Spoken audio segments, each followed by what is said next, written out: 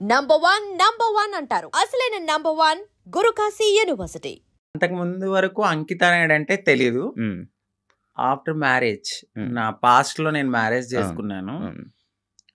ఆ టైంలో సో బాగా వైరల్ అయిపోయింది ఆ వీడియో అనేది. ఒక ట్రాన్స్ ఒక అబ్బాయి బాగా మ్యారేజ్ చేసుకున్నారు పబ్లిక్ లో అనేది చాలా ఫేమస్ అయిపోయి వైరల్ అయిపోయింది ఆ వీడియో. దాని తర్వాత మా కమ్యూనిటీ నుంచి స్నేహ గారు నన్ను ఇంటర్వ్యూ చేశారు. దాని తర్వాత సో సో సో చాలా మంది చేశారు, చూసాను ఇంటర్వ్యూ, చూసాను మీ కపుల్ ఇంటర్వ్యూ అప్పుడే దానివల్ల ఫేమస్ అయిపోయారు. చాలా. ఇప్పుడు నార్మల్గా మ్యారేజెస్ అంటే మీరు ఎందుకు నమ్ముతున్నారు? ఎందుకంటే మీ దాంట్లో ఎవరి లవ్ కూడా సరిగ్గా సక్సెస్ అయింది లేదు. అవునండి. ఎవరో ఒక అబ్బాయి రావడం, మోసపోవడం, కొట్టడం, తిట్టడం, చంపడం ఇలాంటివన్నీ జరుగుతూనే ఉంటున్నాయి. అవునండి. కానీ మీరు ఎందుకు నమ్మి మళ్ళీ మ్యారేజ్ చేసుకున్నారు? అండ్ మీ ఇంటర్వ్యూ నేను చూసినట్లయితే మీరు ఒకరి మీద ఒకరు చెప్పుకున్న ప్రేమను కానీ ఇది కానీ ఇప్పుడు రియల్ జంటలు కూడా అంత ఉండరేమో, అలా ఉండేవాళ్ళు. సో నరదిష్ట అంటారు కదా, మేబీ అది కూడా కొంచెం అయి ఉండొచ్చు. సోషల్ మీడియాలోకి వచ్చిన ఏ కప్పులు కూడా అంత త్వరగా కలిసి ఉన్నట్టు ఏమి ఉండదు. మేబీ ఒక కపుల్ అంటే నాకు తెలిసి గుట్టుగా ఉండి ఆ ప్రేమను అక్కడే చూపించుకోవచ్చేమో. బట్ నేను వైరల్ అయిన తర్వాత నా లైఫ్ మొత్తం అంటే యూట్యూబ్లోకి వచ్చేసాను. నేను యూట్యూబ్కి వచ్చి నా లైఫ్ స్టైల్ మొత్తం అందులో పెట్టాల్సి వచ్చింది. ఆ టైంలో ఏంటంటే ఏదో ఒక కంటెంట్ అనేది ఒక వీడియో రూపంలో నేను మెసేజ్ ఇవ్వడం అనేది జరిగింది. సో అదైతే కావాలని చేసింది కాదు, అంతే బాండింగ్ ఉండేది ఇద్దరి మధ్యన. సడన్గా కొన్ని రీజన్స్ వల్ల విడిపోయాం. ఎందుకు విడిపోవాల్సి వచ్చిందంటే ఒకటి ఫ్యామిలీ యాక్సెప్టెన్సీ సరిగ్గా లేదు, వాళ్ళ ఫ్యామిలీ యాక్సెప్టెన్సీ అస్సలు లేదు.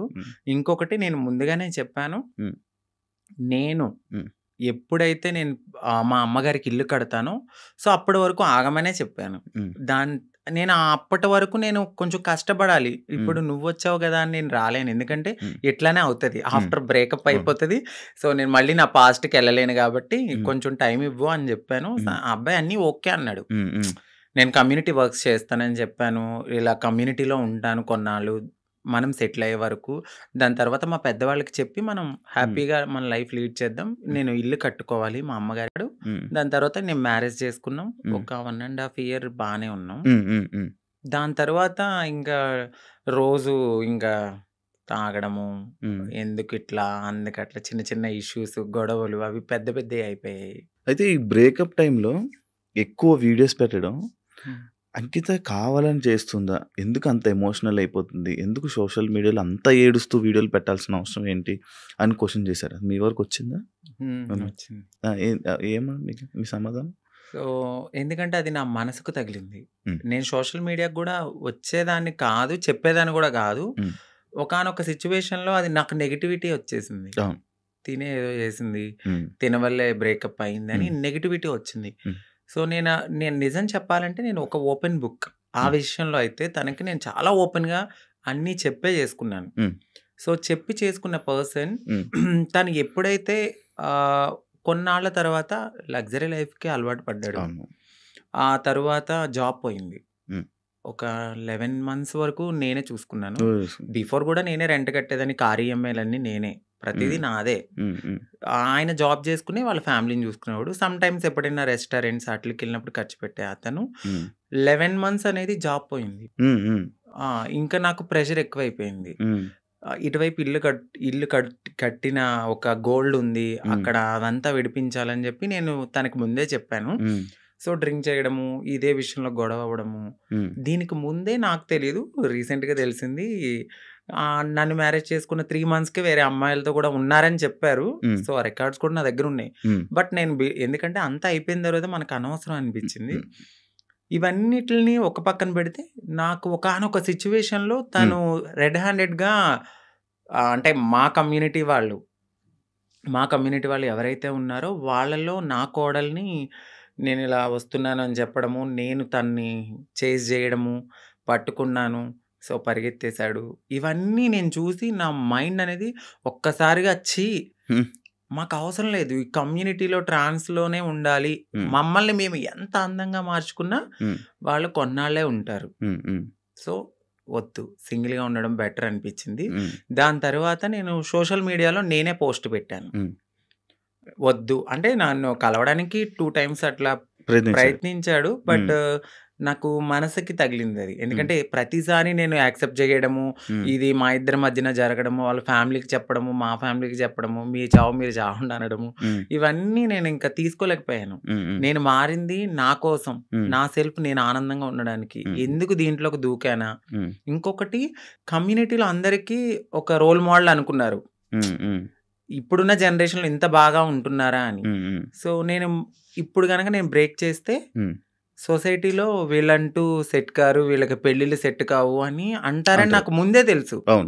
దానికోసం కూడా నేను చాలా బాధపడుతూ అట్లానే ఉన్నాను. ఇవన్నీ చూసిన తర్వాత నాకు నేనే ఇన్స్టాగ్రామ్లో విడిపోతున్నామని చెప్పాను. చెప్పిన తర్వాత ఆపోజిట్ పర్సన్ కూడా ఎందుకు ఏంటి అని క్వశ్చన్ చేయడానికి నన్ను ప్రయత్నించలేదు. నేను వీడియోస్ డిలీట్ చేసేసాను. తను కూడా అప్పటికే వేరే అమ్మాయితో లవ్లో ఉన్నాడు. ఓకే. ఓకే. అలా బ్రేకప్ అయింది. సేమ్. అంటే నేను ఎన్నిసార్లు వద్దన్నా కావాలనుకున్న మనిషి ఒక్కసారిగా నేను వద్దు అన్నప్పుడు ఎందుకు బ్రేకప్ చెప్తారు? ఒక 1.5 yearలో చాలా గొడవలు అవుతాయి. ఇది మాకు అప్పుడు మేము విడిపోవడానికి కూడా చాలా చిన్న రీజనే. దానికి ముందు చాలా పెద్ద రీజన్స్ ఉన్నా మేము కలిసే ఉన్నాం. అప్పుడు కలవాలి అని ఒక పర్సన్ మన ముందు బతిమలాలిన మనిషి ఒక్కసారిగా ఎందుకు వదిలేసుకున్నాడు? బ్రేకప్ అంటే వదిలేసాడు. దానికి తనకి ఎక్కడో కనెక్ట్ అయ్యాడు, ఇక్కడ వదిలించుకోవాలనుకున్నారు. తను కూడా ఏం చేశారంటే అక్కడ అమ్మాయిని కనెక్ట్ అవ్వడానికి కమ్యూనిటీలో ఎవరితోనో రిలేషన్ కి పరిగెత్తినట్టుగా నన్ను నమ్మించాడు. సో అక్కడ నా మనసు బ్రేక్ అయిపోయింది. తర్వాత తెలిసింది ఇలా జరిగాయి. కాదు, అప్పుడు మరి ఫేస్ మీద దెబ్బలు కొట్టడం అవన్నీ ఏవో ఉండే కదా, దెబ్బలు ఉండే ఫేస్ మీద, ఏవో దెబ్బలతో ఒక వీడియోస్ ఉండే, అవేంటి అవి ఆయన కొట్టినవా లేకపోతే ఏం జరిగింది? అది ఇక్కడ దెబ్బలు తగిలింది అంత ఫేస్ సంథింగ్. ఆయన అయితే కొట్టలేదండి. సో అది అబద్ధము. ఇక్కడ దెబ్బ తగిలింది అనడానికి నేను అప్పుడు ప్రతిసారి మన ఐబ్రోస్ చేయించుకోవడానికి స్క్రబ్బింగ్కి వెళ్ళేదాన్ని. ఆ టైంలో నాకు అది రిఫ్లెక్ట్ అయింది అంతే. ఈ ఫేస్ ఇంత అందులో ఏడ్చి ఫుడ్ లేదు, కానీ అది కొట్టేసారేమో, ఇబ్బంది పెట్టేసారేమో, ఇదైపోయిందేమో అని అనుకుంటే. ఆయన ఏం కొట్టలేదు. మీకు అదే ఫస్ట్ లవ్? అంటే అదే ఫస్ట్ లవ్ అనుకోవచ్చు. అదే ఫస్ట్ లవ్. అంటే బిఫోర్ ఒక లవ్ ఉండేది, అది అక్కడ దాకా రాలేదు. అంటే ఇంకా ఇది లవ్ కామన్ అనిపించింది ఇంకా, కానీ పెళ్లి వరకు రావడం అనేది ఇదే ఫస్ట్ పెళ్లి. ఇప్పుడు ఇద్దరు అభిప్రాయాలు కలుస్తాయి, కలిసిన తర్వాత మాట్లాడుకున్న తర్వాత కొన్ని రోజులు ట్రావెల్ అయ్యాక ఓకే నీవు నాకు సెట్ అవ్వలేదు వదిలేసుకుందాం అనుకునేది ఒకలా ఉంటది. ఇటు పబ్లిక్ వచ్చేసి మనం కామన్ అయిపోతాం, వాళ్ళకి రోజు కనబడతాం. ఒక్కసారిగా పర్సన్ పక్కన లేకపోయేసరికి ఎందుకు అని వాళ్ళు క్వశ్చన్ చేయడం అనేది రైటే ఉంటది. సో ఇక్కడ దాకా ఆ పర్సన్ అయితే ఉన్నారు అంతే. కాదు, అదే ఇందాక నేను ఒక పాయింట్ అడిగాను, ఏదైతే అబ్బాయిల దగ్గర నుంచి మనకి పూర్తి ప్రేమ దొరకదని తెలుసు, మీకు తెలుసండి. డబ్బుల గురించి వస్తారని తెలుసు. అవును. కానీ ఎందుకు నమ్మి దగ్గరికి తీసుకొని మోసపోయి మళ్ళీ ఏడడం? గొర్రె కసాయవాడిని ఎందుకు నమ్ముతుందంటే నేనేం క్వశ్చన్ చేయగలను. గడ్డి పెడతారు, తీసుకెళ్తారు, బాగా ఫుడ్ పెడతారు, తర్వాత వాళ్ళని చంపేస్తారు ఏది గొర్రెని. అలా అని చెప్పి ఆ గొర్రె వెళ్లకుండా ఉంటుందా? అయ్యో ఫుడ్ ఎందుకు పెడుతున్నాడో, ప్రేమగా పెడుతున్నాడేమో, తినడానికి వెళ్దాము, దానికి తెలీదు. తర్వాత నేనే బలైపోతాను, మమ్మల్ని తినడానికి వచ్చారు. సో మా లైఫ్ లో కూడా అట్లనే జరుగుతుంది తెలుసు. ఎందుకంటే తల్లిదండ్రుల ప్రేమ ఉండదు. ఫ్రెండ్స్తో ఎవరితోన్నా మాట్లాడినా కూడా తను ఎందుకు మారిపోయాడు కదా, అట్లా ఇట్లా నువ్వు ఎందుకు మాట్లాడుతున్నావు, నీకేమన్నా రేపొద్దున బ్యాడ్ రివ్యూ వస్తుందేమో అని చెప్పి ఫ్రెండ్స్ ఎక్కువ మాట్లాడరు, సొసైటీ యాక్సెప్ట్ చేయదు. ఈ టైంలో ఎవరో ఒకళ్ళు మమ్మల్ని దగ్గరికి వస్తారనమాట. ఓకే మాకు ఈ ప్రేమ దొరుకుతుంది, జెన్యున్ ప్రేమ ఏమో అని నమ్ముతాం, నమ్మి దగ్గర తీసుకుంటాం. తనకు అయ్యిందని చెప్పి నాకు అవ్వాలని లేదు కదా అని గొర్రెలుగా నమ్మేసి ముందుకెళ్ళిపోయి తర్వాత బలైపోతాం. ఇప్పుడు అమ్మలతో లేదా? అంటే హైదరాబాద్ లో నేనే ఉంటున్నాను, ఇంటి దగ్గర ఇల్లు కట్టాను. అక్కడ మమ్మీ వాళ్ళు ఫ్యామిలీ అంతా అక్కడే ఉంటారు. ఇప్పుడు ఎలా డబ్బులు? ఇప్పుడు నేను నార్మల్గా అయితే యూట్యూబ్ బేస్ చేసుకున్నాను. దానికి బిఫోర్ నుంచి నేను కమ్యూనిటీ వర్క్స్ చేస్తూ నేను సెటిల్ అయిపోయాను. ఫైనాన్షియల్గా అయితే ఇప్పుడు నేను చాలా బాగా సెటిల్ అయ్యి ఉన్నాను. యూట్యూబ్ చేస్తూ ఇన్కమ్ అట్లానే కొంచెం యూట్యూబ్ నుంచి ఇప్పుడైతే 1.2 అట్లా యూట్యూబ్. బిఫోర్ ఇంకా ఎక్కువ వచ్చేది. ప్రమోషన్స్ అవన్నీ ప్రమోషన్స్ చెయ్యట్లేదండి నేను. చేయలేదు ప్రమోషన్, నార్మల్ ప్రమోషన్స్ అమ్మాయిలకు సంబంధించిన బిఫోర్ చేశాను, అసలు చెయ్యట్లేదు నేను. Promotions. నేను నో పెయిడ్ ప్రమోషన్స్ అని కూడా పెట్టాను. అవును చూశాను నేను. ఆ. ప్రమోషన్స్ చేయరు, ఆ, ఓన్లీ యూట్యూబ్ నుంచి 1.5 lakh 1.2 lakh. 1.2 ఒక 2 months నుంచి అయితే మాత్రం నేను సరిగ్గా ఈ వీడియోస్ చేయట్లేదు. 12,000 13,000 అట్లనే వస్తున్నాయి, అంటే ఒక 3 months నుంచి. ఓకే, దాని బిఫోర్ నేను బాగా చేసేదాన్ని. అవును. 1.2 మ్యాక్స్, అది 1.5 మధ్యలో. ఇప్పుడు రెవెన్యూ ఇంకేం లేదు. చాలా కష్టాలు ఉంటాయి, బట్ Okay. నేనైతే ఎదుర్కోలేదు. ఓకే. అయితే ఈ మధ్య కాలంలో చాలా మంది ట్రాన్స్జెండర్స్ మ్యారేజ్ కూడా చేసుకుంటున్నారు. Yes. One of the example Ankita Ankita Raj. వాళ్ళు. యా, సో దాని మీద మీ ఒపీనియన్ ఏంటి? సో దీని మీద నా ఒపీనియన్ అంటే, నూటికో కోటికో ఒక అబ్బాయి పెళ్లి చేసుకున్నారు కదా అని అందరూ ఒకేలా ఉండరు కదా. మాక్సిమం ఒక ట్రాన్స్ ఉమెన్ దగ్గరికి వచ్చారంటే వాళ్ళు ఎక్స్పెక్ట్ చేసేది లస్ట్ ఆర్ మనీ. ఈ రెండింటికి తప్ప వేరే ఎక్స్పెక్టేషన్ ఏది ఉండదు అబ్బాయిలకు.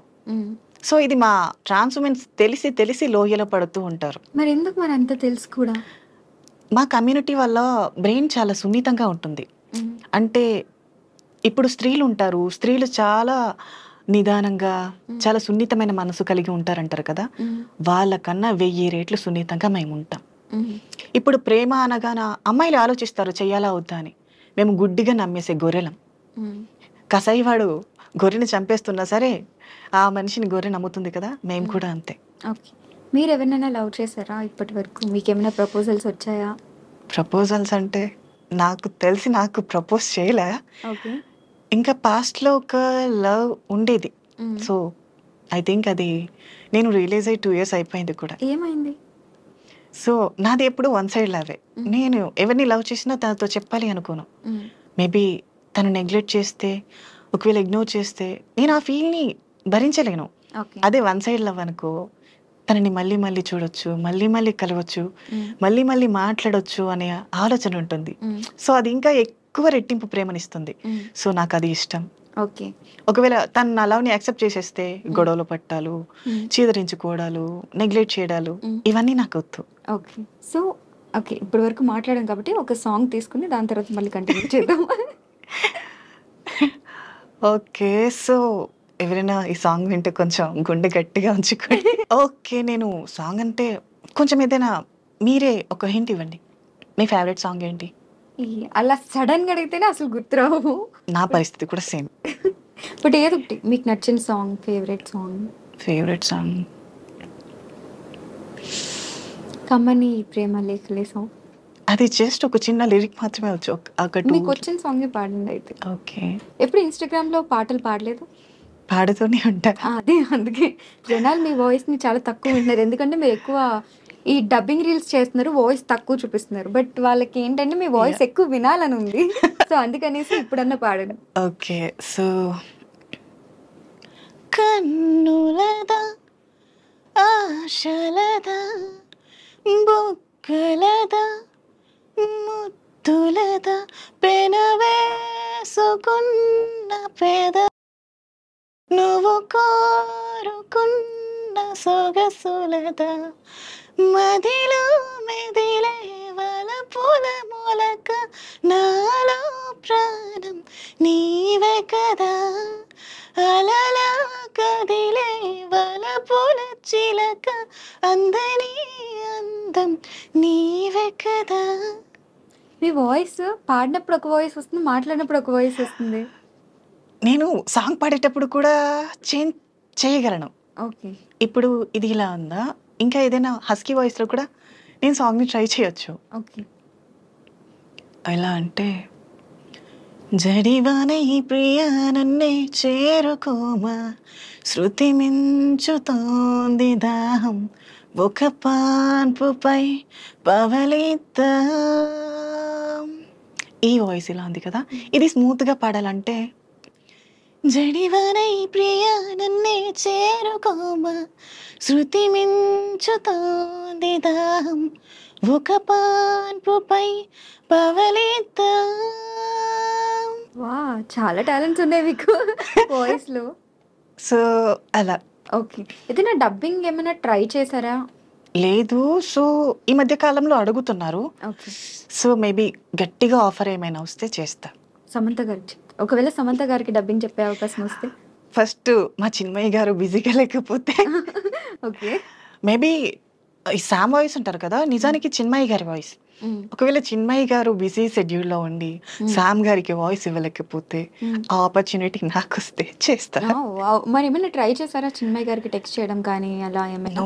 ఇన్స్టాగ్రామ్ లో ఫాలోవర్స్ కూడా ఉన్నారు కాబట్టి మీకు చేయలేదు ఇంకా. ఓకే. అంటే ఇప్పుడు డౌట్ ఏంటంటే ట్రాన్స్జెండర్స్ చనిపోయినప్పుడు వాళ్ళకి అంత్యక్రియలు అనేది ఒక డిఫరెంట్ ప్రాసెస్ ఫాలో అవుతుంటారు అనేసి అంటారు. అదేంటి?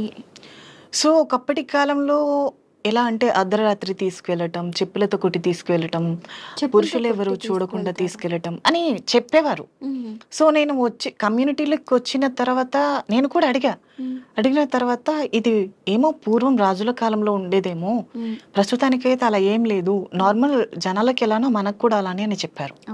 సో అప్పుడు కూడా ఎందుకు అలా చేసేవారు అంటే, ఏ విధంగా ఉండేది అప్పుడు అంటే ఒక మనిషి ఎవరైనా అర్ధనారి చనిపోతే తనని అర్ధరాత్రి తీసుకువెళ్ళటం, సో స్త్రీ పురుషులు తన దేహాన్ని చూడకుండా చెప్పులతో కొట్టి తీసుకువెళ్ళటం అని చేసేవారంట.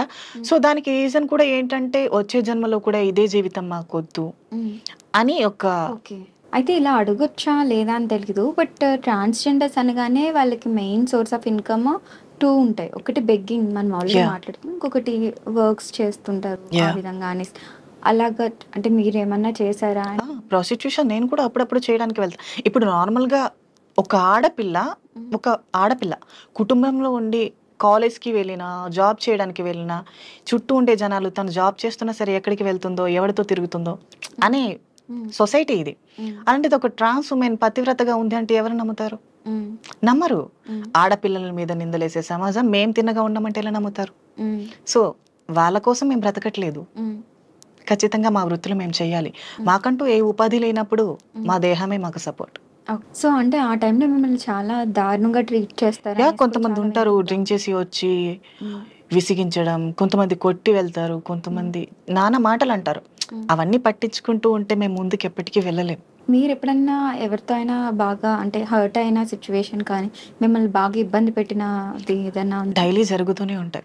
డైలీ అంటే నేను వెళ్ళను కాబట్టి ఓకే, నా ఫ్రెండ్స్ వెళ్తూ ఉంటారు, నేను చూస్తూ ఉంటా, అక్క ఇలా జరిగింది, ఈ అబ్బాయి ఇలా చేశాడు. రీసెంట్గా ఒకరు వచ్చి నా ఫ్రెండ్ నేను తనని మీట్ అవ్వను అని చెప్తే బలవంతం చేయబోయి తను ఒప్పుకోకపోతే కొట్టి వెళ్ళాడంట. ఇలా ఉంటుంది. కానీ ఇవన్నీ తెలిసి కూడా మరి ఎందుకు అదే పని చేస్తూ? తప్పదు. సో మాకంటూ ఉపాధి లేదు, మాకు బ్రతికే అవకాశాలు చాలా తక్కువ. మా జీవితం మీద మేమే ఆధారపడి బ్రతకాలి. ఒకవేళ మా ఇంట్లో వాళ్ళు ఒప్పుకుంటే వాళ్ళని పోషించడానికైనా మేము ఆ పని చేయాలి. మేబీ వాళ్ళు కూడా చేయమని చెప్పరు. సో వాళ్ళు బాగుండాలి అంటే మేము మా దేహాన్ని అమ్ముకోవాలి ఆర్ ఇతర వృత్తులు చేయాలి. సో మాకు అది కొంచెం కంఫర్టబుల్గా ఉంటుంది కాబట్టి మేము దాన్ని ఎన్నుకుని ఉంటాం. అక్కడ కూడా కష్టాలు ఉంటాయి, బట్ తప్పదు, ఎదుర్కోవాలి. అవును.